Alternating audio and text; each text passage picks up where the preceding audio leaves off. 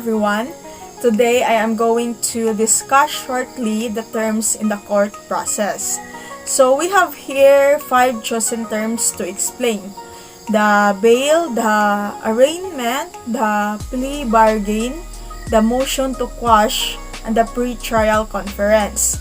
So let's get started. So the first one is the bail. So what is bail?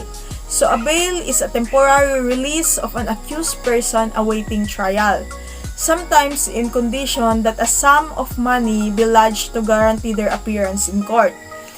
It is not supposed to be used as a punishment, but the purpose of bail is simply to ensure that the defendant will appear for trial and all pre-trial hearings for which they must be present. Then the second one is the arraignment. So if someone is charged with a felony case, the first hearing that will conducted in the upper court is called an arraignment. So it is the first step in criminal proceeding where the defendant is brought in front of the court to hear the charges and enter a plea.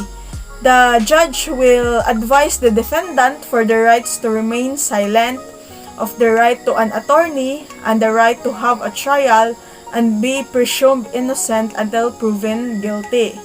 Then the third one is a plea bargain, also known as plea agreement. So it is an agreement in a criminal case between the defendant and the prosecutor, where the defendant agrees to plead to a particular charge in return for a more lenient sentence. So a plea bargain allows both parties to avoid long criminal trial, enable the criminal defendant to avoid the risk of getting convicted and the trial in a more serious charges. Then the fourth one is the motion to quash. So it is a request to nullify a decision made by the same or a lower court. Basically, it can be filed before entering the plea or before the arraignment, and it shall distinctly specify its factual and legal grounds, and its primary purpose is to assail the validity of the criminal information for defects or defenses apparent on the face of the information.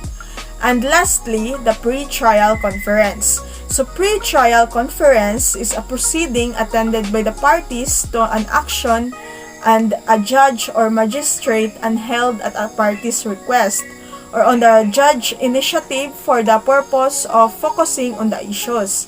The goal of the pre-trial conference is to bring the prosecutor and the defense attorney together to explore possibilities of resolving the case without going to trial. So that's it for today. I hope you learned something from that following terms in the court process. So see you all in my next vlog.